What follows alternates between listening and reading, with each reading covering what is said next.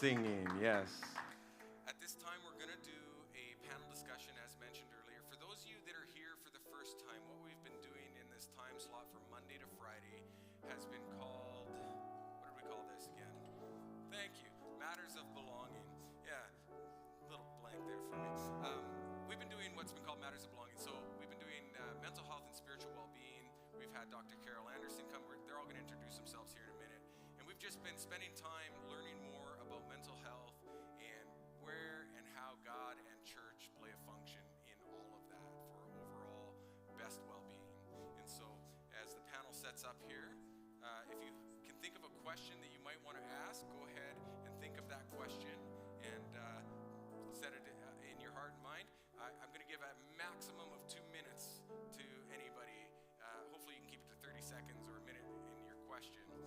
We don't want testimonies, we just want questions. And then we'll put that to the panel to be able to answer. So no, I'm going to stand down here, so I'm good. You guys come up here, center stage. Come on up, guys. Just grab a seat anywhere. Yeah, how about here? Where would you like me? Okay, over there. Okay, let me get my stuff. Yeah. Oh, that was lovely. That's my fault. Do I got to stand, Gareth, or can I sit? Or okay, well, can you get me a chair? Your chair's right there. I know. Here you go, sir. That's yours. So you just passed to the right of you. And so, all right, the captain's chair here. Yeah, the hot seat, literally, we're hot red. All right. Here. Let's see if I can get that so it's not right in my view. How many of you have been here all week long? Raise your hands. Amen. How many of you have enjoyed your camp meeting experience this year? Yeah, you can clap for it. It's all right. You're allowed to clap. Yeah. So let's start with introductions. Why don't we go to my immediate right? Well, I guess I'll start with me. I'm Jerry Nessman. I am the Men's Ministry Coordinator for British Columbia, and I am also the pastor of Sun Valley Fellowship. And I'm one of 4 Wave Committee members, or 5. And I've been pastoring I've been in ministry for a long time, but I've been pastoring now for 3 years. James. James Lalonde. I'm from Kelowna, British Columbia. I am a mental health or wellness consultant now, an advisor. So that's what I do. So, Carol Anderson. I am a psychologist. I'm a registered psychologist in both British Columbia and Alberta. I have a private practice, albeit not accepting new clients, in Port Moody, and I am also an assistant professor at Burman University. My name is Steve Little. I am the lesser part of a much better team member, Lori Little. I follow in her footsteps, and she's right there. She's so beautiful. And I pastor the Rest Haven Church, the Souk Church on Vancouver Island, and part of the Wave team. Steve, before you go on, how long have you been in ministry for? Oh, I don't know. I don't even want to say. Brad was teasing me about my gray hair this morning, so I don't know. Almost a little over 40 years. Okay, so just after dinosaurs. Okay. I was, yes. I'm Rhoda, and I pastor the Oak Ridge Adventist Church in Vancouver, BC. I've been employed as a pastor for 8 years, but have been active in lay ministry much longer than that. Previously, I was a science educator at Science World. Thank you. And now come back to James. James, you've been in the mental health industry for quite some time. How long did you'll need a mic there to answer this. How long did you serve in addictions for? Work as a counselor / manager in the addictions field? 25 years as a psychotherapist, and then probably 8 years in management and consulting. Okay. I just wanted to give that background information. I know some of you received it when James was presenting earlier. So James was our second presenter, and Dr. Carol was our first. And I've brought up the group that we have here because we have the blend of the clergy world and the psychology world. And so let's get to the first question. So the whole theme has been coming home.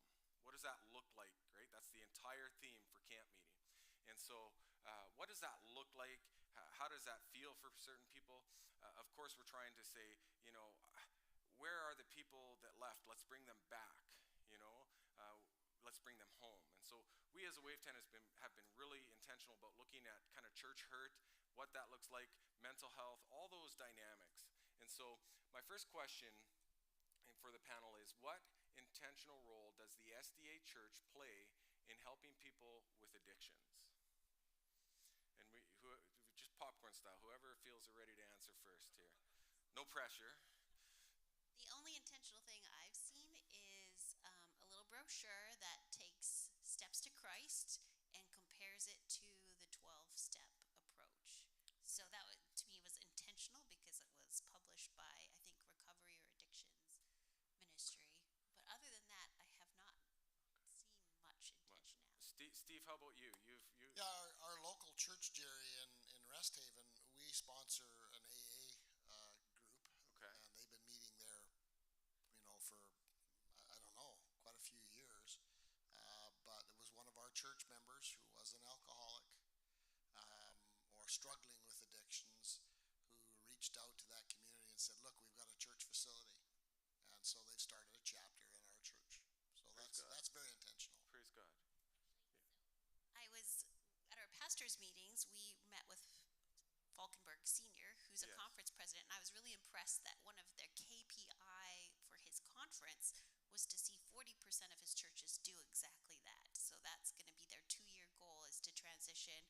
40% of the churches in that conference will have to host an AA group, whether that's from a member or just the community. So I was impressed that that's a positive movement. So it's becoming more of a church focus. Amen. Praise God. Now, Dr. Carol and James, without the word intentional in there, what role, right? Because I kind of trapped us because we don't really, as a church that I'm aware of, from conference down, have a intentional agenda with people with addictions, and it's a huge need. So I kind of wanted to flush that out a little bit, because I think each one of us here probably knows somebody or experienced or have gone through addictions issues, whether it's a loved one or personally. And so, Dr. Carol and James, what role do you see the church playing in addiction recovery, in addictions healing? Well, I mean, first and foremost, I'm sure the church intentionally is addressing mental health in some ways. I know I've seen programming on 3ABN, even though that's not necessarily the church, it's an organization from the church. I've certainly seen some literature that's been put out over the years. So I think that the church does have some strategies.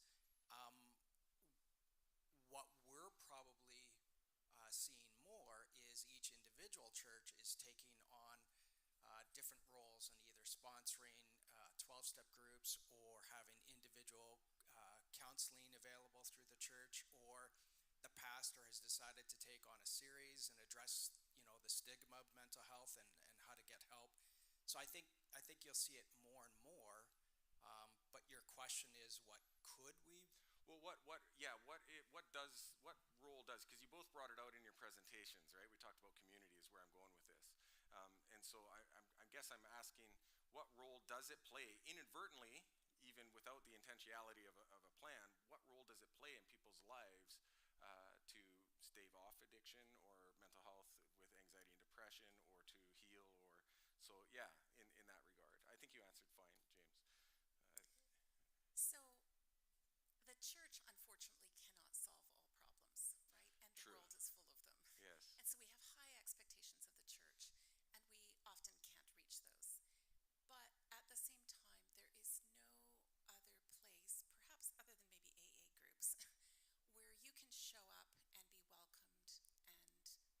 And I often think about this when I'm working with clients who are very lonely,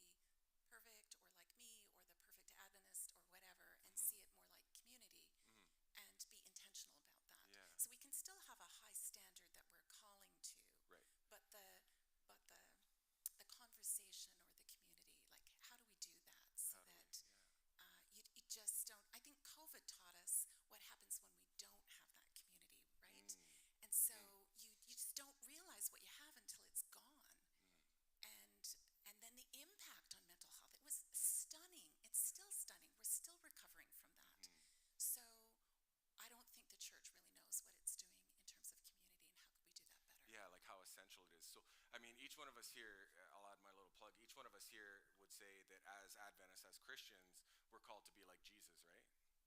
Anybody disagree with that? No, nobody. Okay, that's good.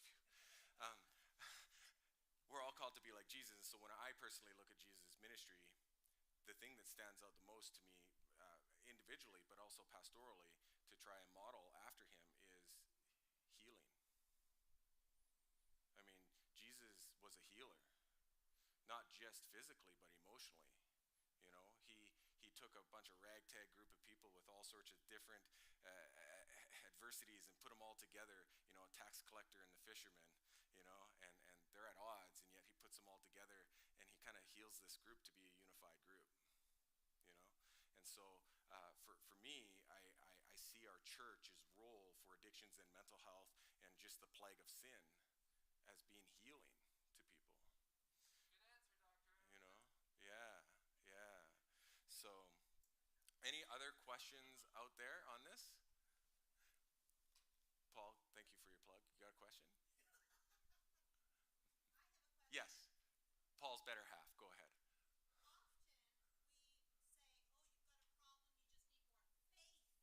Ah, yes.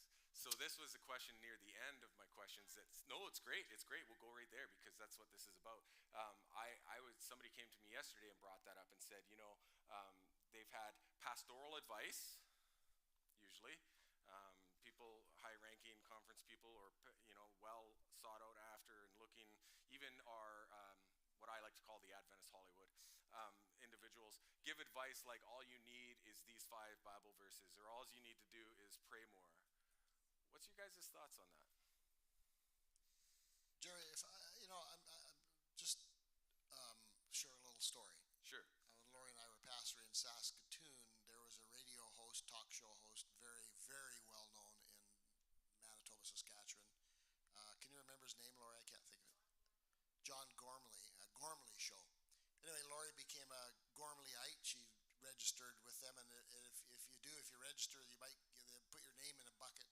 3 times, God really wanted us to talk with this guy, because 3 times Lori won for the 2 of us to go visit with him and other radio personalities. The first time we couldn't go. The last 2 we went. Make a long story short, got talking. He asked me what he asked me what I do. I said, well, I'm a pastor. He said, where do you pastor? I said, I pastor the Victoria Seventh-day Adventist Church. The Victoria Seventh-day Adventist Church on Victoria Street? I said, yeah. He said, that church saved my life. I went, whoa, what did we do? And he said, for years and years and years, I tried to stop smoking. Well, that's an addiction, and it's a profoundly difficult addiction. So we got talking about that, 5-day plan. It might have been the 10-day plan back then. I don't know.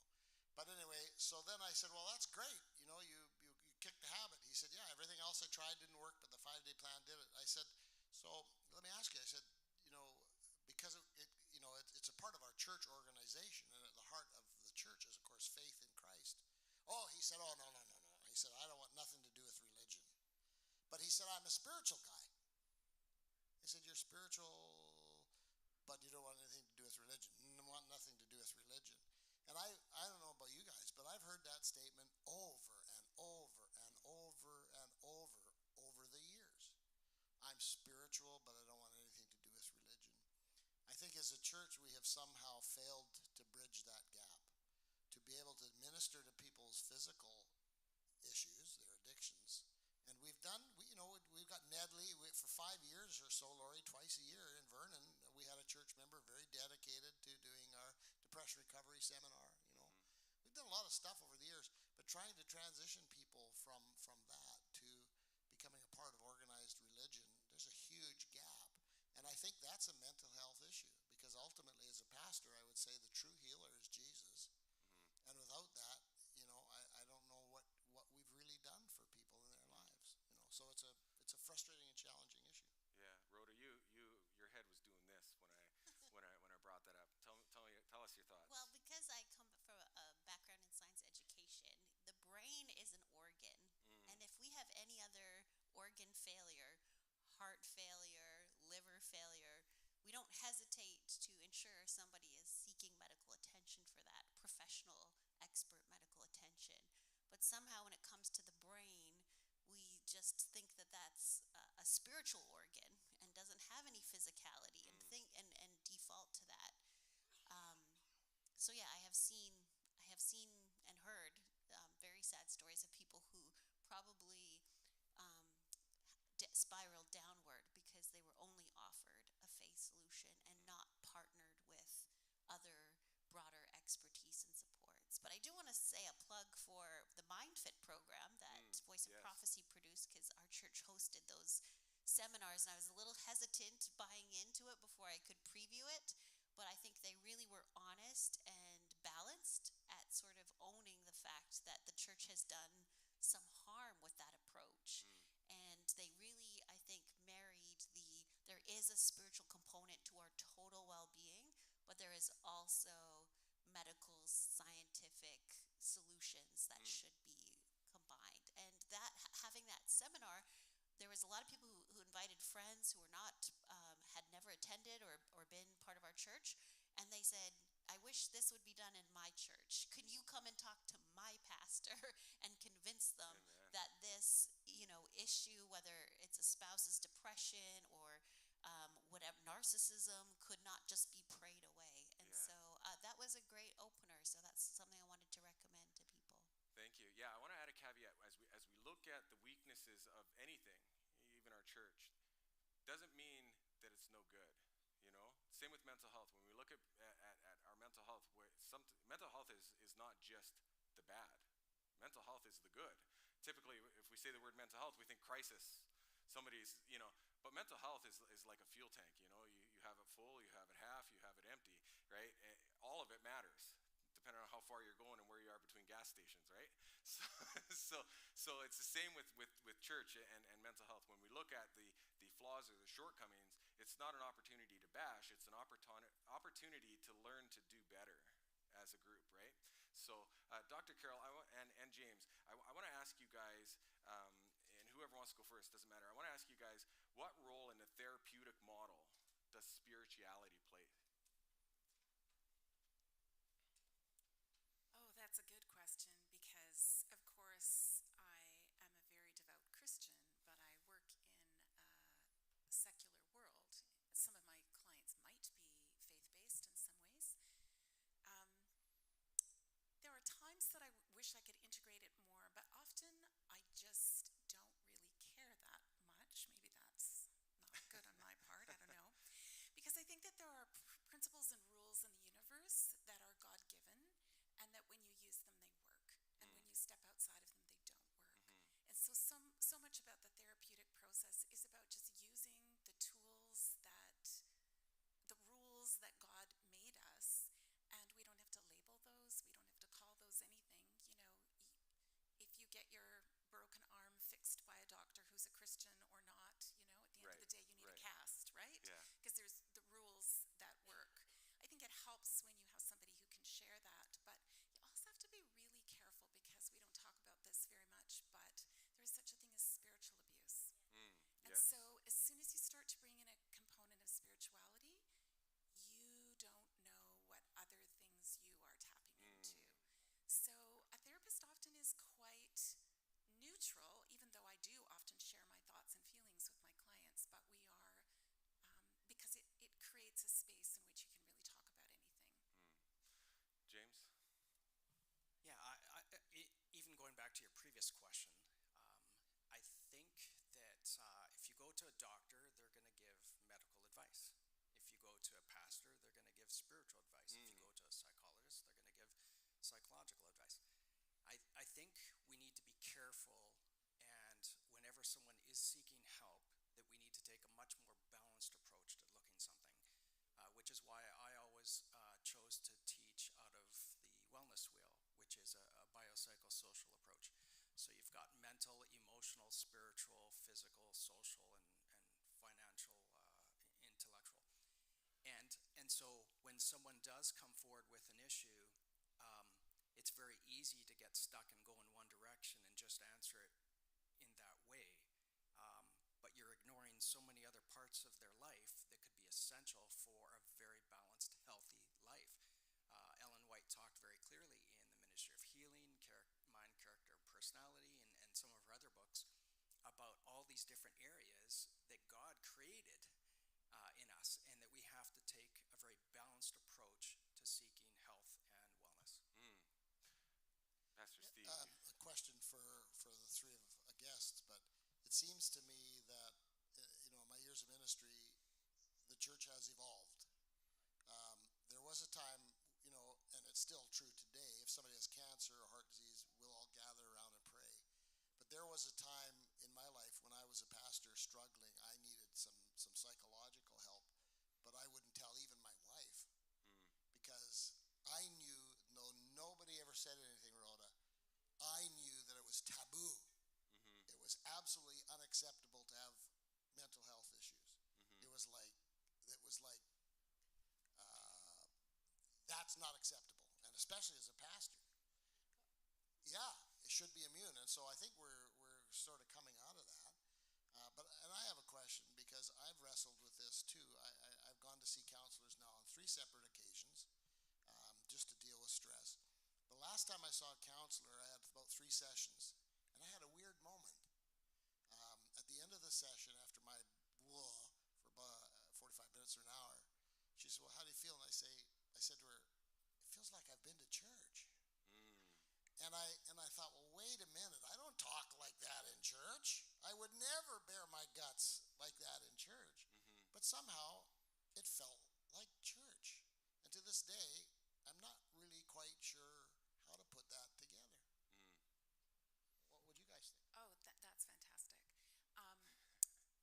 I often have that experience when people, you don't get this too often because often you're just in the mess and you see a step forward and then another step forward. But sometimes when you're working very significantly on a piece of trauma, you'll come to the conclusion of that piece of trauma, and almost invariably the person will have a spiritual moment at that moment. Yeah. So God is Yeah. present, Dr. Carol, Absolutely. even when we don't label it. Absolutely. Yeah. Because like our immune system is just in us, right? Our immune system for well-being. And when we get those right factors, so obviously you have whatever you were doing there, right? And you have that moment and it's spiritual. It says so much about witnessing even, God is with us even when we don't label it. We have those just listening to people. Yeah, and there have been times in psychotherapy, 10 men in a group, 10 women in a group, we're pounding through heavy stuff, and it absolutely is a mess. But by the end, we've processed quite a bit.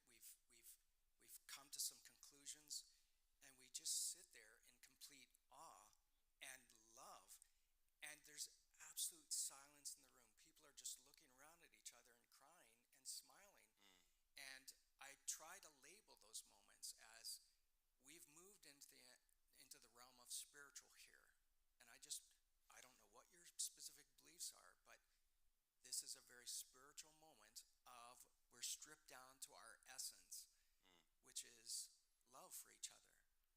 And so I think it's okay to label those moments and call them spiritual and to help educate people. It's a very secular society right now, and we need to rally people and help them realize spirituality is so much bigger than what they realize. It doesn't have to come with baggage. It can be a very powerful, real, healing experience. So I think at one time, James, you brought up the wellness wheel, and my education's limited in psychology. I have an undergrad in it, but somewhere along the way, I had heard that within that wellness wheel, they took out spirituality somewhere in the therapeutic model, and that the rate of success dropped. And they took it out because there's a lot of pressure towards Christianity and it being overbearing, and so they just removed it. And then they found that the success rate dropped, and so they put it back in and watched the success rate climb again. And so it's now part of, and instead of making it religion, that's why it's spirituality. And so, Rhoda, did you have something to add? Yeah, one of the most successful treatments is talk therapy, and in working with one of the counselors in my church, I just the light bulb or the dots connected for me as she said, I see Jesus as the original talk therapist because the Gospels record him asking more questions than actually delivering information or sermons, and just those interactions that are captured in conversation. He meets people where they are. He gives them space to express their questions, their doubts, to be honest, to be vulnerable. And for me, that was a powerful moment linking the two of like, oh, if talk therapy works for people, can I point them to Jesus who modeled originally like talk therapy? Yeah, that's a beautiful part of interconnection. Go ahead, Carol. Yeah, and you see that in Genesis too. When I was teaching, I took Genesis and we took our model of crisis intervention and the tools that we were learning and could see that it was just right there in Genesis too, right down to when the first words out of God's mouth when He comes to the garden is, "Where are you? Where are you?" Yeah. And then the steps that come after that, So- right? So so Jesus, beautiful. again, when He came to this earth, and then with the recreation, but also right at creation. It wasn't, as why well. aren't you here? No. It was, where are you? Where are you? I wonder how many times we've asked, why weren't you at church? Versus, Yeah. where are you at? Yeah. How's it going? Where are you? Yeah. And what happened? Wants to know all about it. And then works not to blame them, but to resolve the problem first, right? He makes them close, right? He resolves the problem first before he gets into. And then he again creates the solution. He puts enmity between them and the serpent. It's actually it's beautiful. Beautiful. Yeah. Yeah. I wanted to jump back to something Steve brought up, and I wanted to hit it today anyway. Steve, you talked about your mental health as a pastor, and I know going to the pastoral meetings, there's something very unique about serving as a pastor. Until you've done it, you don't quite understand it. Much like a firefighter or a police officer or a paramedic or even therapists, until you do it, you don't quite get it. And interestingly enough, each year we come down in January for our meetings, and we get all inundated with all this information. And one of the informations that we get is the benefits, all about our benefits plan. And then we get told some interesting stats. And one of the stats at our meeting 2 years in a row now has been the number one prescribed drug for our SDACC pastors and clergy people is psychotropics. It is SSRIs. It is for mental health. And so I wanted to bring that up today, not to stigmatize pastors, but to bring back humanity. That while we are pastors, while we are there to serve, we are also very much human. And over the years, it's hard to be seen as that sometimes. We kind of get put on this pedestal, and then it's even that much harder to admit or share what's going on, because there is not often a lot of safe spaces for us. So I just wanted to bring that awareness to you, so that you can be that kindness to your local pastor, that you can be caring and compassionate. Yes, Paul. Steve?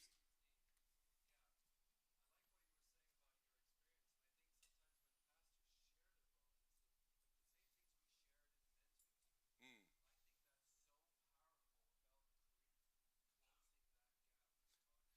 Yeah, so for online, Paul is sharing that one of the things that he really appreciated what Steve shared was his vulnerability, the earnestness of where he's at, and Paul's encouraging us to do what we've done at Men's Ministry, is to be more vulnerable and to share what's actually going on. And so I do want to encourage, not just pressure on you guys, but our pastors to, let their humanity spill out a little bit more. Yeah.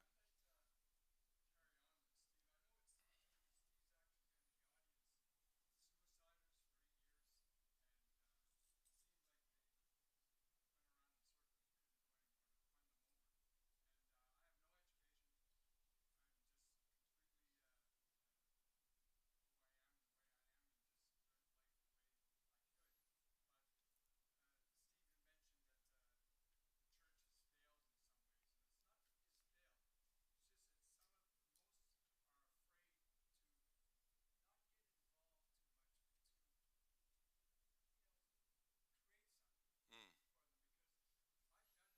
Thank you. I appreciate that.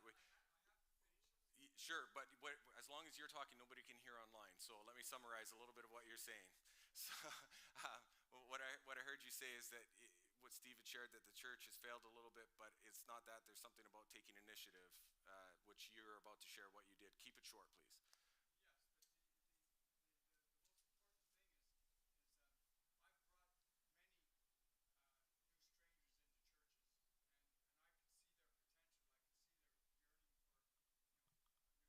Yeah.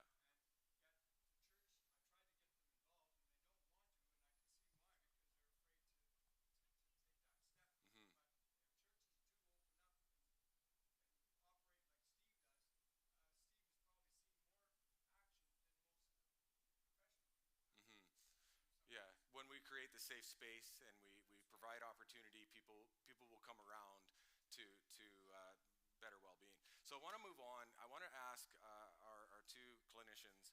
I want to ask about intake. What are some of? Hopefully, you'll kind of figure out where I'm going with this. What are some of the intake questions that you, on your first assessment, when somebody comes in, that kind of give you some key markers for where they could be at? What are some of those questions that you ask, whether they have, family, etc.? Is that part of, and why is that important?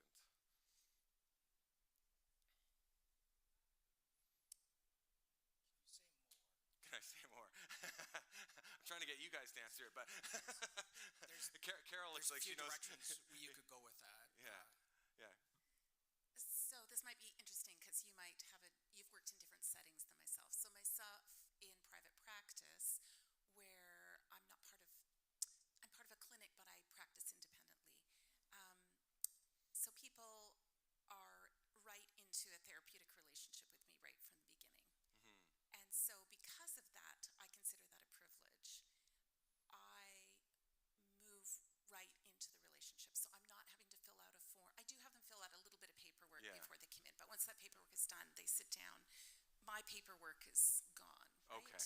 And now I'm just relating. Right. And I just really want to get to know them. So is one of the, okay, sorry, go ahead. Yeah, so I want to know what the problem is, but when they've told me what the problem is, because sometimes what you think the problem is not what Sure. the problem is, right? Yeah. So you tell me what the problem is, and then I go, okay, just help me get to know you, and then I just want to know everything from birth to the present, so I can put it all in a context. So how important in that question, from birth till present, are the interconnected dynamics of family, friendship, like the relationships? Oh, it's everything. Yeah. So does your radar go higher as you hear, well, I'm not connected with my mom, I'm not connected with my dad, I'm not connected with my siblings, I don't have any friends. Like, does your therapeutic radar go, oh, kind of get a little more heightened, as in like that separation, and then their chance for success without it? Does that? Yeah. So obviously, the more difficult the story, obviously I'm going, okay, wow, there's a lot going on here. But by converse, if I have somebody who come in and say, yep, my childhood was perfect and it was all great and great, but wow, I'm seriously depressed or something, I'm going, there's such a thing as denial or lack of awareness or whatever. So you just put a question mark in the back of your head and go, well, we'll come around to that at some point in I time. wonder, do you clinicians go to clinicians? Yeah, that's a good question. James, answer the first question. That's actually part of being a good clinician. But go ahead. How important is Relationships, like when you're giving therapy, do you get a little more like, okay, I need to encourage this person when they start indicating they have no interconnections, they have no friendships? Do you start to kind of, part of your therapeutic approach would be to bridge that gap, to start getting them into a community, to start connecting more with people, to help them? Like, is that part of the treatment thought? Because no island is, no man is an island, right? Sort of thing. So I don't know. I guess maybe I'm just like a simple guy. I like it to be very simple. I've always equated being alone with struggle. We're hard. Like, can you be alone and be good? Yeah, probably. But if they're coming to see me, I'm going to right away move into the relationships are part of the problem, a significant part of the problem. In fact, I'll go as far as to say healing equals relationships. It's literally central to everything we do. So, as someone is talking and disclosing, it's a bit of a chess in our mind. We're starting to already move into what possibilities, where we need to go and what we need to explore. And guaranteed every single time, the end game is to expand the relationships with healthy relationships. Healthy. Thank you for sharing that Just part. because you have a lot of relationships does not mean that they're good for you. They can be toxic. So you want to make sure that they are incredibly healthy and balanced. And that's the majority of what I do. Yeah, for sure. no, thank you because everybody's approach is a bit different. So for me, my experience, why I asked that question, I'm going to ask Rhoda here something, then I'll go over there. I went to therapy, and that was like the intake was like, "Are you close with your mom? Are you close with your dad?" And I mean, I'm pretty perceptive, so their eyebrows kept raising as I kept saying no. Yeah, and I realized that's actually not very healthy. I just before I go over here, I just want to ask pastorally, kind of along the same lines. Is that something like when we do pastoral care that you guys as pastors, Steve, is you serving as long as you have, that you go, okay, this person has nobody, and you come up with like a pastoral care plan surrounding that individual or those type of individuals? Everyone is kind of case by case with me. Yeah. So it depends, if they're coming because a disease diagnosis that's thrown them for a loop. Like, yeah. So Yeah. I wouldn't delve into family history or connectedness, but I do ask about who's in your support network. Yeah. Absolutely. Good, Yeah, I make good. sure that I'm not solely their support network because those I think are the most challenging cases where somebody is estranged from immediate family and they come to as a pastor, I want you to be executor of my will and power of attorney, and you have to explain, no, Yeah. you'll have Yeah. to develop these kind of relationships Yeah. with a neighbor, with a cousin, with somebody else. Because, yeah, I realize I Yeah, can't. thank you for sharing that because that is one of those awkward situations. Now, Steve, you were pointing at somebody over here. Did you want to add to what this or Hands up. yes? Go ahead. Hmm.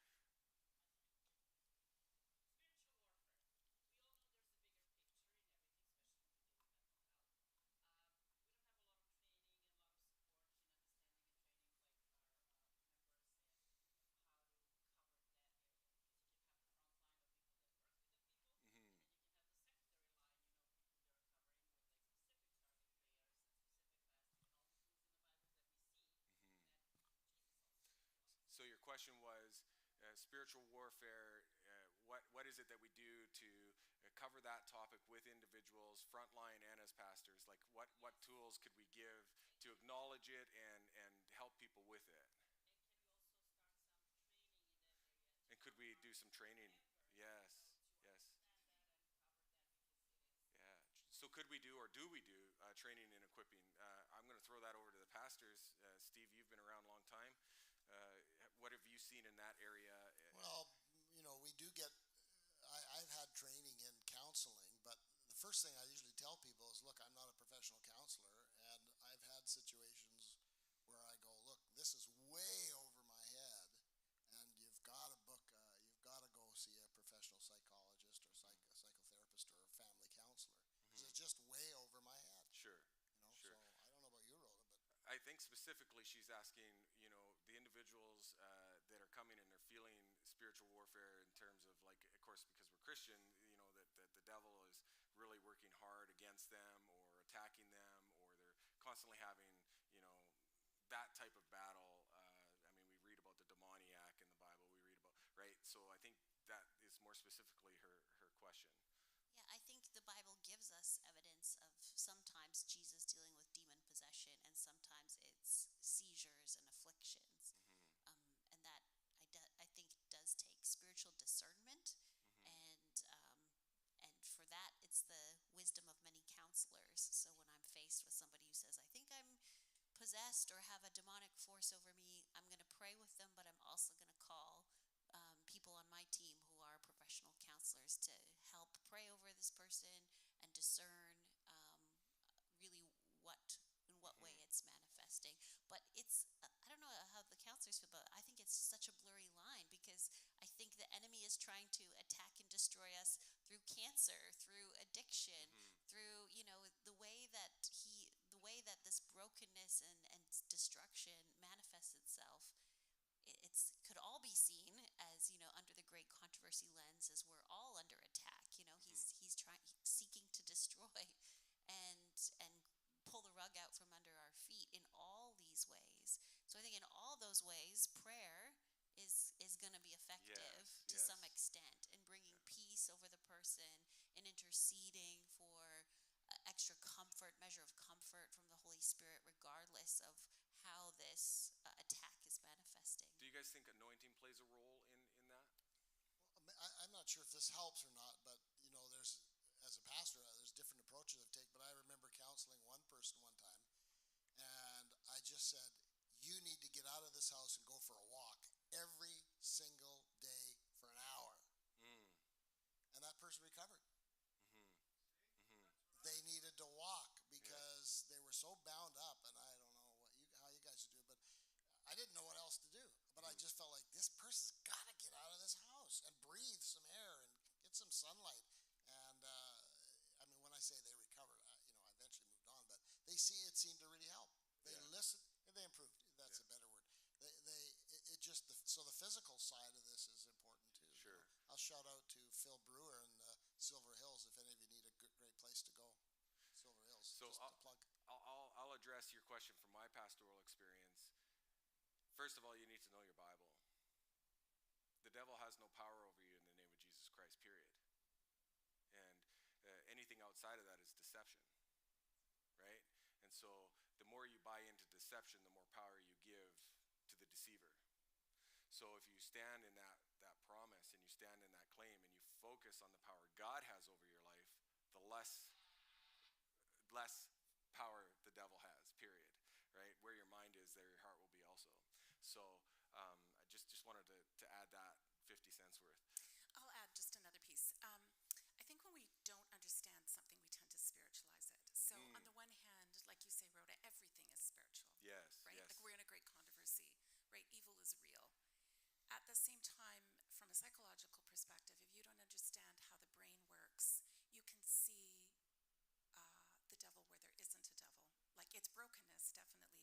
But if you don't understand dissociation and what happens to our brain when we experience trauma, how it shatters and compartmentalizes, and because, chemical imbalances, a healthy brain is an integrated brain, but an unhealthy brain is a shattered brain. So when you go into one of the pieces of that brain that might be very angry or very wounded or very hurt, it can look pretty bad. Yeah. But in fact, it's a mental health problem.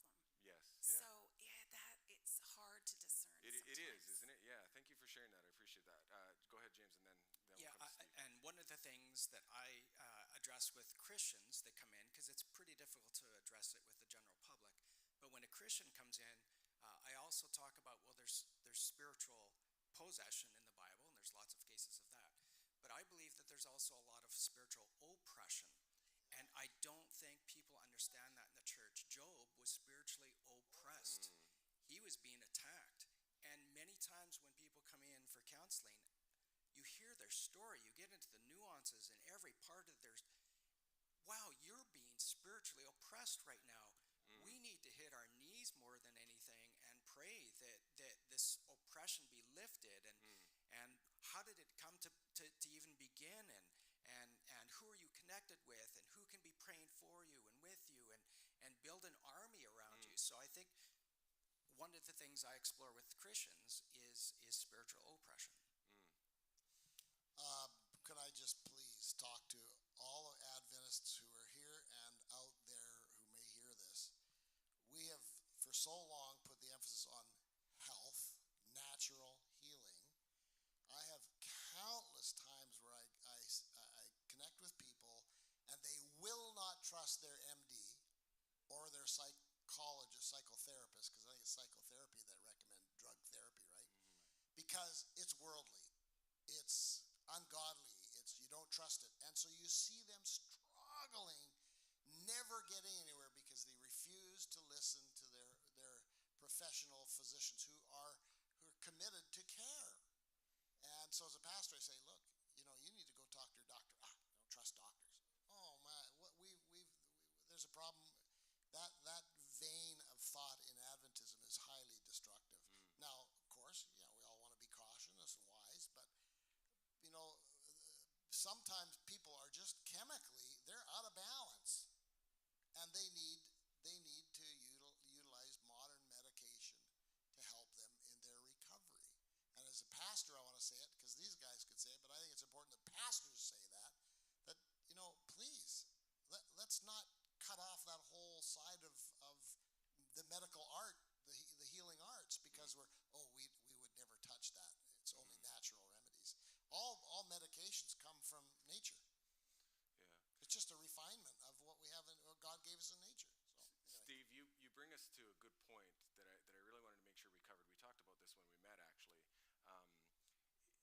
To seek out help. First of all, we've come so far that we can have a psychologist sitting on a stage at an Adventist thing, and people are coming to learn. You know, that's like we've come a long way in 15, 10 years, in my experience. But even in going to seek that help, there's a process that happens for people. I'll share a little bit of mine so you kind of know where I'm going. When I was seeking mental health help, it was, I have a big past of trauma. It was very difficult for me at first because I thought, okay, I finally accepted that I need help. Now I'm going to go take that step and ask. And I went to the first counselor I could find, and I asked, and it just tanked. I mean, it just was not anything beneficial. I felt worse when I left, and I felt completely defeated. And, what do you guys have to say about that process? Because I think that's absolutely critical for people to understand. I know where I'm at with it, and I could share that, but I want to hear it from you guys as professionals, what you think about that. James, did you want to hit that off? Yeah, we were actually talking about that just earlier. To find a good mechanic, it kind of takes a couple of places. I know in Kelowna where not to go. Let's just say that. I also have taken a long time to find where to go and who to trust. Same thing with doctors. Even though they're hard to find, you kind of want to find the right one. The Bible talks very clearly about iron sharpens iron. And you want to find a counselor or a coach that you see eye to eye on, that you have the same value system, that can not just be your friend, because I think that can be dangerous, but somebody that can push you a bit and gently every single time and be able to make progress and inroads. So I think you have to take a shopping cart approach, and it might take a few times. And I think if people understand that, eventually you find somebody that can really be beneficial to you. Yeah, I totally agree. I usually just put it right on the table right up front. And I say finding somebody to work with you is somebody that has the right tools and somebody who has got the right fit for you. And so I will often say at the end of the session, so you've had a session, we've been sitting here, and I want you to just go away and just think about if this is the right fit. And if it's not, it's okay. We'll set up another appointment now, but you're free to cancel. And so I think that's really important for people to know that it might take, I don't know how many visits before you find somebody that really works for you. And that's okay. You're a consumer of something, right? So you need to make sure that is, you're not beholden to the counselor or the psychologist. You have to find somebody who works for you and is a good fit. Okay. Now I'm gonna hit a little sensitive button and put you guys on the spot. Oftentimes, I have people come to me saying, I need a Christian counselor. What's your thoughts on that? Both as a Christian and a therapist. What's your genuine thoughts on that? I'm putting you on the spot. Sorry about that. If you want to say pass, you totally can. No, I kind of agree and I kind of disagree. Okay. Every counselor or psychologist, if they are functioning ethically, is ethically bound to work with you within your faith and not to destroy that or tear that down. So if they start to do that, you should probably leave because they're not acting ethically. So I work with people all the time that have different beliefs. So they might believe that you go to heaven after you die, and I use that as a source of comfort for them when they're grieving. I don't believe that, but that's their belief, and I will try and work within that. Or I'll even ask them. Sometimes, I think sometimes if you're a pastor or you have a trauma story that's very much around something that's faith-based, sometimes it's helpful to have somebody who kind of really gets that piece. Sure. So I think there may be times that could be useful, but I don't think it's absolutely essential. But it is essential you have somebody who is supportive of your faith. And not every time, just because they have the label Adventist or Christian, are they necessarily the right fit. Yeah, I mean, I prefer to see a Christian counselor. I think that they understand our language and our world much better. But I totally agree, Dr. Carroll, that there are non-Christian counselors that I've gotten to know over the years, and I've actually asked them for some counseling. I've gone in and asked, hey, can we have a session? I think I'm struggling with this right now. And they're like, well, what are your spiritual beliefs? And what else? And what else? And what else? Well, you should stick with isn't a congruence with your belief system here. There's incongruence, and I think if it's a very good professional, they'll provide, believe it or not, good advice spiritually that operate within your belief system. So you just have to be careful because, shop around Yeah. to find a good Yeah, one. for sure. And I think Dr. Carroll hit the nail right on the head. If somebody is I don't need that, but if somebody's giving you advice that's going against your morals, your beliefs, your values, first of all, a therapist isn't an advice giver. They're a listener, right? They reflect. They're like a mirror. So I'll come to you. In those moments, then you know you're in the wrong spot, and it's time to go seek further investigation for somebody who is right. I want to encourage you, before I go to this next question, I want to encourage you to not give up. Because when we do talk about spiritual oppression, the devil will work hard to take that moment that God has brought you to go ask for help and then just defeat you with it. So know that help is there and you will find it. Keep seeking it. Go ahead, yes.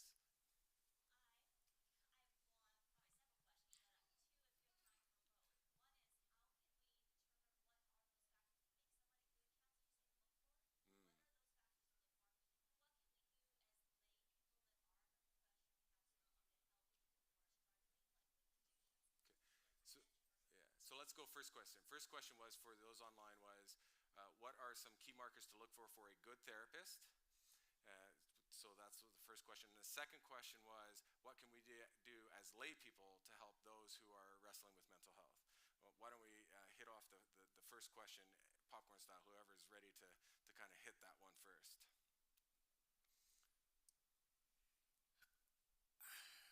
There's a scene in a movie, and I think it's Avatar, and they say, "I see you." Mm. Like when Yes. when they were looking at each other, Yes, they one, say, one of my favorite scenes. Yes, yes. I see you. I see you. Yeah, yeah. And if I go for counseling, I want somebody that's actually looking at me, absorbing everything, can reflect exactly what I just said, and put it maybe in different words that are if I'm struggling, they understand what I'm saying. It doesn't take long to be able to see, are they present or are they ticking off the boxes and trying to get through, their assessment, and okay, and they start to give advice, and I'm like, whoa, hang on. I want to know you truly understand the issues here. So I look for somebody that can see me. I don't know if that makes any sense, but Totally for does. sure that's Totally does. Yeah. okay. Makes sense Okay. completely. Yeah. Yeah, if after a first session or a phone call you don't feel heard and understood, probably not good. Probably not. If the therapist does most of the talking, probably not good, right? You have to take up, and I know that sounds maybe counterintuitive, but it's not. You have to take up the most of the space. If the counselor is doing a lot of talking about themselves, and because it really is not about advice giving. I think in the areas that you struggle, I think most of you know what you should do, right? Yeah, you have it within yourself. And yeah. you don't do it, and Yeah. that's why you might need help, Right. right? Right. An addict, if they're willing to admit that they're an addict, knows that they should stop, right? But they can't do it for whatever reason. Right. So the other thing I want to just mention as well is I do think that every human being can be useful to another human being because of the power of relationship. But if you're wanting professional help, it is a very, very confusing field. It's the thing I dislike about my field the most, is that it's so confusing for the consumer. So if you're a registered psychologist in Alberta or British Columbia, for sure you either have a master's degree, and usually you often have a PhD. In British Columbia, you are required to have a PhD unless you're transferring in from another province. So if you're seeing a registered psychologist, it doesn't necessarily mean they're good, but it does mean they have some accountability and they have some training. If you're seeing a registered clinical counselor, it means that they also have some training and that they have a designation. A Canadian certified counselor, a CC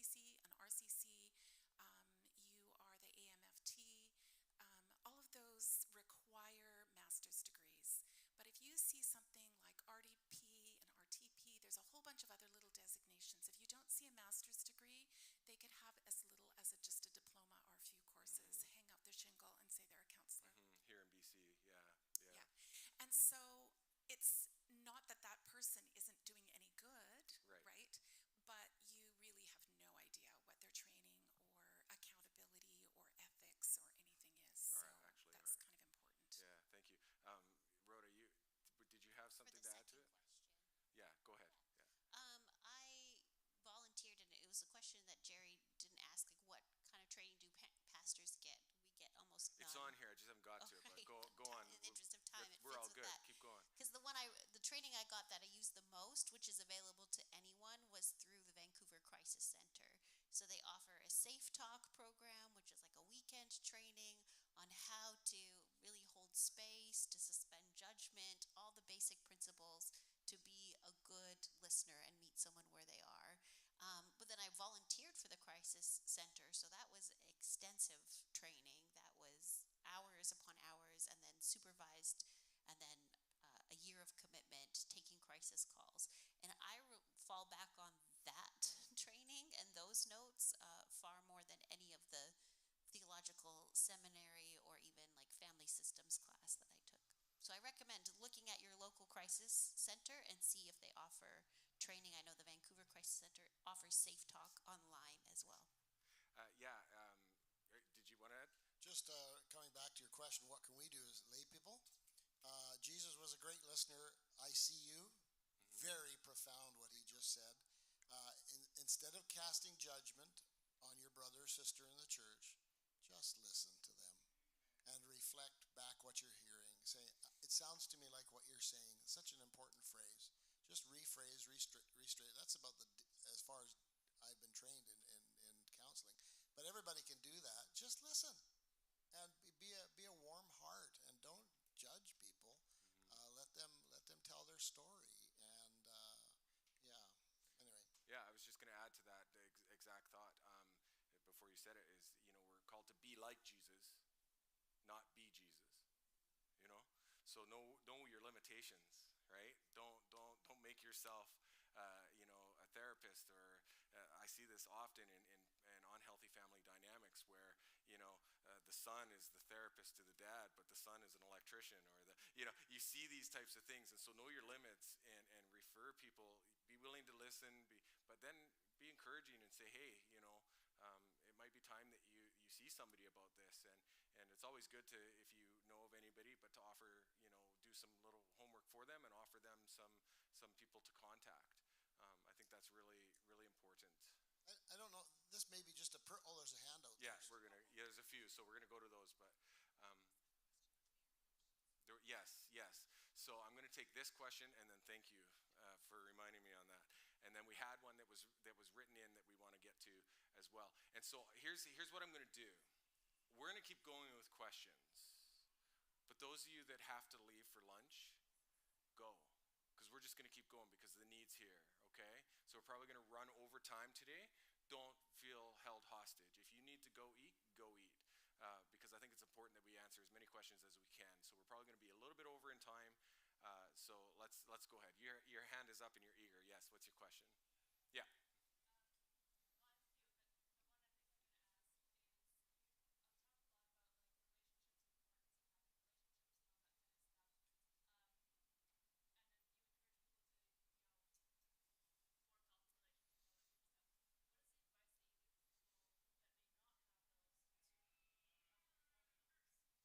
That don't have healthy relationships, what's the advice to form healthy relationships? Is that what you're asking? Yeah. So it's almost answering your question that you just had about what can we do. Outside of my professional training, I constantly take other courses. I was talking with Leanne last night, and she's immersing herself in other courses. There's tons of workshops on what are healthy relationships, and I encourage people to take as many trainings or courses or workshops or whatever as possible. I know there'll be conferences that a church will hold, and there's so many different topics. Read. There are a lot of great books on healthy relationships. I honestly became a sponge and a fiend because I came from I'll be careful. I'm being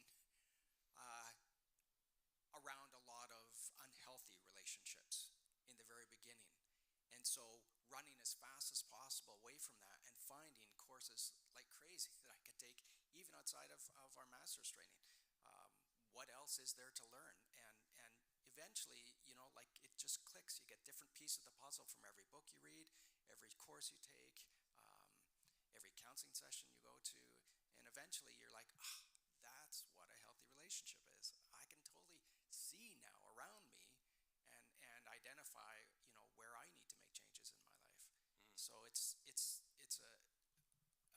busy field. Yeah, there's a lot of questions. So so on that, I'm going to come to your question on the heels of what I'm about to say. The question that was written in. What I just to rephrase what you were saying, what I heard you say is that all that learning that you did was kind of like a self-refinement, which allowed you to understand what healthy relationships are. So one of the key markers is maybe working kind of on yourself a bit too, and understanding yourself more, because what might be healthy for me might not be healthy for Rhoda, because we're different personalities. So to offer like one, this is, it has to be a lot more complex than just a quick answer, I think. But I wanted to go to the backside of this question. So it's the reverse side. What can we find? How do we find and attract healthy relationships? We had a question that was written in for Dr. Carroll specifically, and it says this: if negative relationships are known to contribute to reduced life expectancy, how do you determine when it's time to end a negative one, especially when it's a marriage relationship? That's like a really big question. I'm so glad I sent it to you last night. I'm so glad I sent that to her in advance, right? I've been thinking about that question. Only you can know whether you need to leave or not. I have been continually surprised who makes it work and who doesn't. And what is tolerable for some people and not tolerable for others. So really nobody can tell you. But I can tell you this, as you think about whether you should come or go, there's a cost to staying and there's a cost to leaving, no matter what it is, right? And so you have to weigh that cost. I often tell couples when I'm working with them as a couple that I'm there for their relationship and I'm going to keep fighting for their relationship until they tell me clearly that they don't want it anymore, because I'm pro-relationship. Yeah. So I'm going to fight for them as long as they want to fight. And then when they're done, obviously I'm going to support them if that's their decision. But the key to relationships is not how wonderful your partner is. What? No. It's not finding the most wonderful person. The key to successful relationship actually is, what do you do when your partner treats you badly? Because everybody is going to treat you badly at some point in time, no matter how wonderful your partner is, no matter how much you love them, no matter how much psychological knowledge you have, right? You're going to treat your partner badly. And what do you do? Like, do you become resentful? Do you become withdrawn? Do you become reactive? Do you become critical? Do you become really dysregulated? Do you move into denial? And usually what happens is you end up with a little dance. When my partner does this, then I do this, and then they do that. And it's defined, and it happens over and over and over again. And often it's the same dance that you either did in your childhood relationships or the opposite, right? So it'll be a repeat or an opposite of that dance. And so getting out of that dance is the key. And then as you try to do that, you'll discover whether you need to be in that relationship or not. Because when you start to change the dance, then your partner's going to have to change the dance. That means your relationship's going to get better or it's not going to work. Yeah, and it's so fluid, right? Because you might be willing to move as a partner, but the other one isn't, and then you might not be willing to move, and they are. These seasons come and go, and ebb and flows. But if you change your moves, for sure they're going to have to change their moves. Right? So it'll be either working towards better, or it'll start to be clear that it's not working. Gottman Institute. Big fan, right? Okay, I want to make sure, because I want to put a plug out there for all of you who are in marriages and relationships or going to be in them. Key there is really critical too. Going to be in it.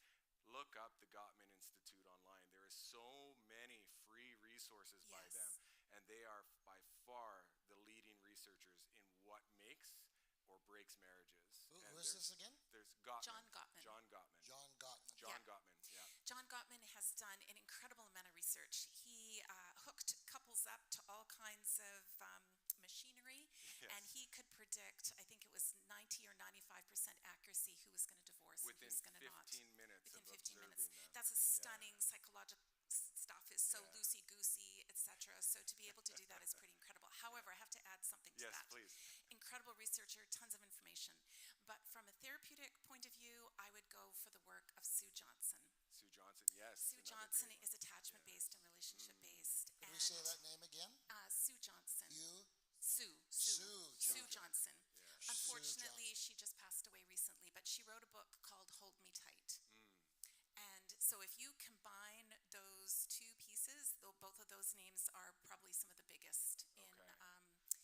relationship stuff right now. So John Gottman and Sue Johnson. Sue Johnson, Hold Me Yeah, Tight, yeah. really great book for the layperson to read. To read. And she has a therapeutic practice. Her modality is called EFT, Emotion Focused Therapy. Okay. So if you're looking for a couples counselor, if they say they do EFT, Sue Johnson, yes. attachment-based stuff, you would know. Do that. Okay. Steve, very quickly, because I saw these hands back here and I want to get Just to that. there was a hand Yeah. way back there about Is that 10 where you were? rows. Yeah. There Yeah, she is. There. let's go. Can you come forward? Because I'm young, but I'm a little bit older. Oh. Mm.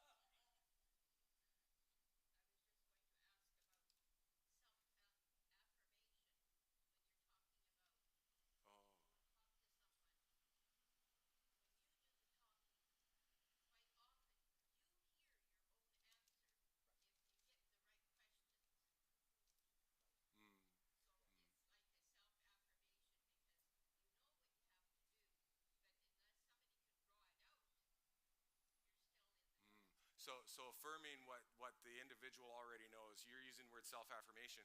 So like when you're a good listener and you let them, get catharsis. So in other words, just blur, and reframing it or bringing it up or mirroring it back to them, they're able to, affirm within themselves what it is they need to do. Yeah, that is a very important part of helping others.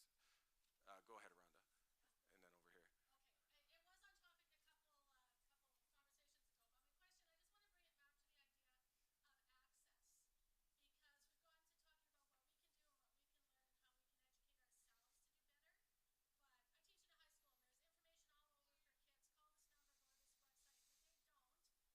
Call this number, go to this website, but they don't. When they want help, they want a person right now. And so it can't always be the pastor. It can't always be James. He might have blocked my number by now because I've called him so many times about this person or that, like, help me, what can I do? And I'm just wondering, me as an individual and as our church communities, how can we build something, a team or a system or whatever it might be, so that we can each share that, be those people that provide that instant access when somebody's ready for it or needs help. Yeah. You know what? The best thing a church can do is have potlucks. I love it. Yeah. Yes. Because it's a place where people can just hang it out and be together. When you're feeling really crummy, it's really difficult to shift that energy on your own. In fact, it's almost impossible. Like Steve, you were just saying, get out of the house, go for a walk. Walk is very rhythmic, and rhythmic is very soothing. We know that actually starts to change the brain. It's a really simple thing. Now, that's a lot of work. We have somebody in our church in White Rock who sees that as her ministry, and she just rolls out a potluck every week. And what a gift, in just giving people chance to have table fellowship. And that doesn't directly deal with the many complicated questions, but it does provide a space. Maybe potluck isn't the place, maybe it's a Saturday night hangout, I don't know. But what's great about potluck is you can show up at church and you don't have to go anywhere else, right? You don't have to drive, because you tend to lose people that way. If it's right there, they can kind of check it out. Yeah. James. I've also noted there's quite a bit of research for frontline workers, and one of the things they noticed is they stopped giving out these numbers because it's just sort of tossed. But the best research is that worker physically walking or driving with the person asking the question and asking for help, physically driving them to the location. Hey, here's Alexander Gardner House, or here's whatever, and walking them into the door, shaking a hand of the person that could potentially help them and saying, do you need this help right now? Let's go for a drive. Let's go for a walk. I'm going to introduce you to somebody. But to put that into context, that means we need to know the agencies and the places that offer help in the community, and we need to be familiar with them. And so I think as a church, it is very important that if we're truly here to help and minister to those around us, we need to be able to know the agencies that could offer that help. Yeah, as a pastor, I've been building up my resources for that, and we're working to get those things online as well. But Rhoda, you bring up that question, and I see a church one day, that's open 24/7, that isn't just got pastors and worship leaders in it, but it's got therapists down the hall. So that when that person comes to crisis, I can kind of do the crisis management. I can kind of see, you know what, I think they would be a great fit for Dawn, and Don's coming out here in about 20 minutes. Why don't you meet me back here at such and such time? I want to introduce you to somebody. And I can introduce them right there, because I think the biggest gap is when we give a number, when we give a recommendation, exactly what James says. Is so I see a church one day that offers that, because that would be so fulfilling. Now, we had, who was first? I don't know, who, right here? You go first. Yes, yeah, I wanted to know. Go ahead. Okay, thank you. So my question, just so you know, it's not a political aim question. It might sound. Okay, it's not politically aimed. Go. Okay, so I saw a recent interview that I felt pretty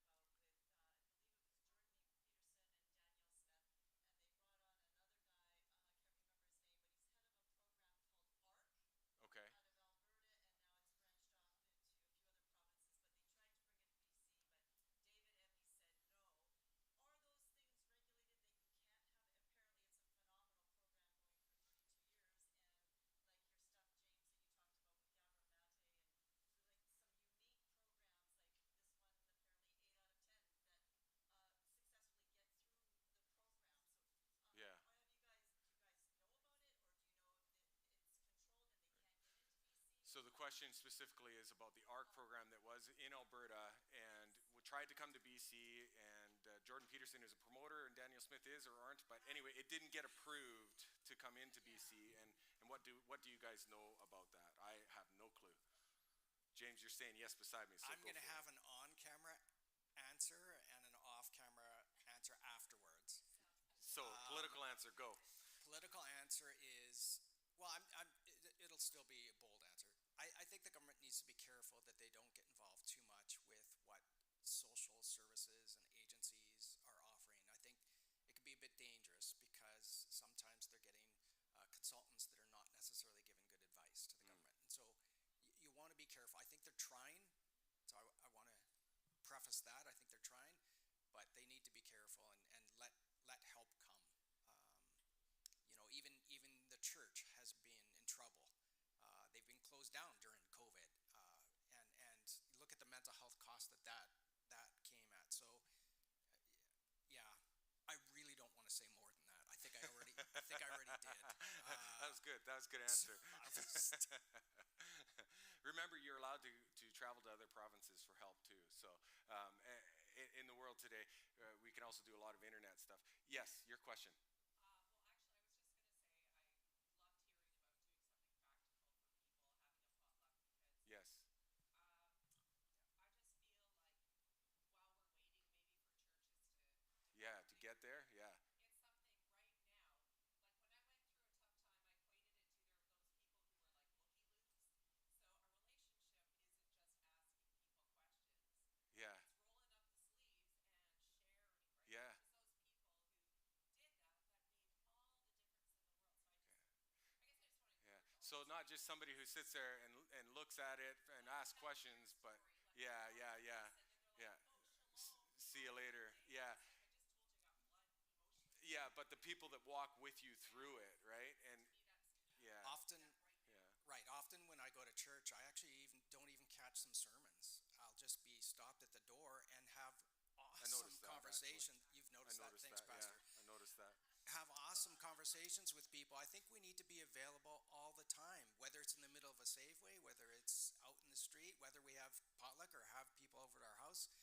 Those conversations are brutal. I've been, what do you call it, big brother to kids just because that's what the need was. I have no idea how to be a big brother, but you just go and help and go for a walk in the playground and just have a heart for people. I think Yeah. that back to Compassion. how we Yeah. started this, Jesus modeled that. Compassion. And yeah, I'm just gonna look out here. We only got time because we're well past time. So I'm gonna take two more questions and then we're gonna conclude. And then if you can corner any one of these panelists after, good luck. I hope they'll answer your question. Go ahead. Okay, I'd like to just say that I notice a thread whenever anyone is talking about successful healing or therapy, whether it's with AAA or professional setting or whatever. Okay, I'm just gonna reflect some of what you said. So you notice the thread with healing professionally, whether it's A or so on and so forth. Okay, go ahead. But one of the key things, probably maybe the main thread, is honesty. Honesty. Oh, Openness. openness. Yes. Not trying to hide Yeah, so authenticity.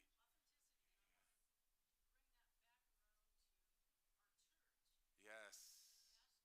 Authenticity in the church.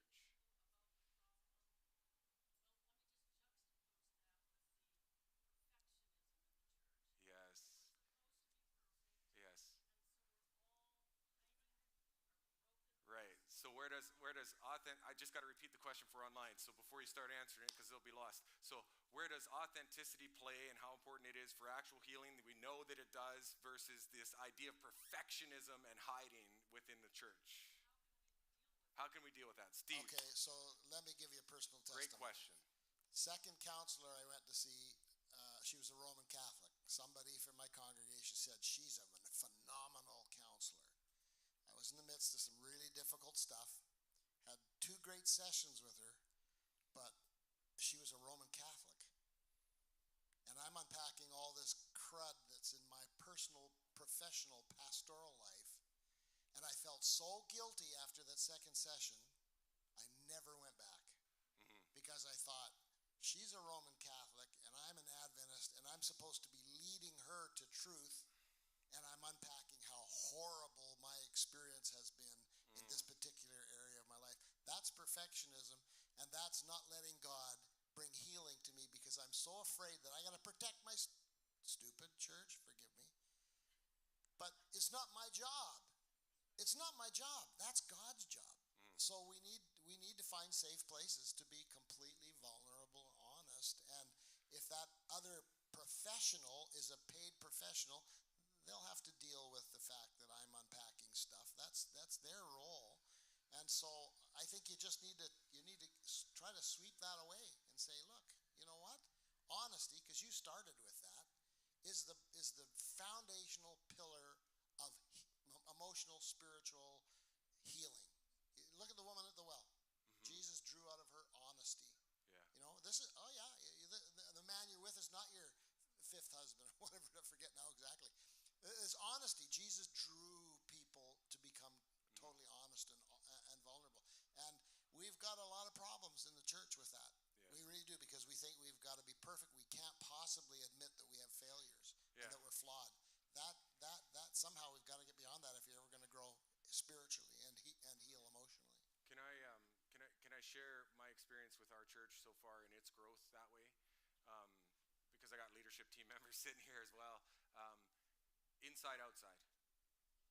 Change starts with me on the inside, right? And it starts with Karina's on our leadership team. I'll pick on you a little bit. It starts with Karina on the inside. And then it starts with us as a group, as a leadership team. And that spills out to the next kind of level of volunteers and leaders, that spills out to the next kind of level of right? And it just kind of spills out to create this culture. And so a lot of people will say it'll never change. That's a lie. That's an absolute lie. If God is the God of impossibilities, it's going to change. So if we sit there and buy into the lie, we're just going to perpetuate the lie. So claim the truth and be that one inside, outside, that starts with authenticity of character, that lets go of the perfectionism. Don't attack the perfectionism. You'll never take it on head on. You never will. You'll never change that.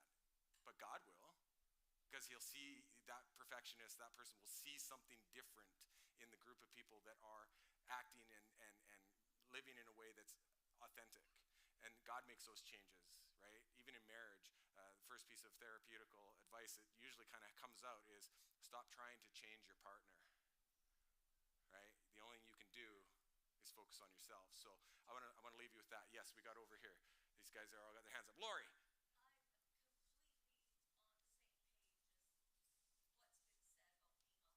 Yeah.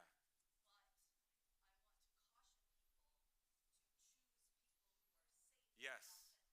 Yes. Yes. So Lori brings up that you're totally on board with being authentic, but please be safe. Brene Brown is the leading researcher on shame and authenticity, and she actually claims and says that authenticity isn't spilling everything everywhere. That's not authenticity. In fact, it's the opposite. But choosing safe places in which to share is. So I'm going to. That's our 2 questions. Unless these guys, I see we're good. Are we good to wrap up? Yeah. So we're going to wrap up with prayer. I want to thank everybody for their participation. I can tell there is a thirst to learn and grow, and that is fantastic. So keep asking, keep seeking out information and questions. I hope this was a blessing to you. I know we're whittled down to the last few, but thank you guys, and thank you guys so much for being willing to stick it out and stay longer. While we wrap up, I just Rhonda, can you grab those gift baskets and just bring them over here? I want to just present them to our guest speakers here, and just give them a big thank you for coming and helping us out. Yeah, so we got together and just well, when I say we, the administration, I went to them and said, I need gift baskets. And so Mary formulated these gift baskets for you guys for me. And so here, James, this is yours. It's filled with all sorts of goodies. I kept it cool in my trailer last night. So yeah, so and Carol, thank you guys so much for being willing to donate your professional time and expertise to educate all of us and help us to all grow to be better Christians and better friends. So yeah, amen. Let's pray. Father God, thank you so much for all that has happened here. Thank you for the growth and the healing and the seeds that have been planted. Be with the relationships that are facing adversity.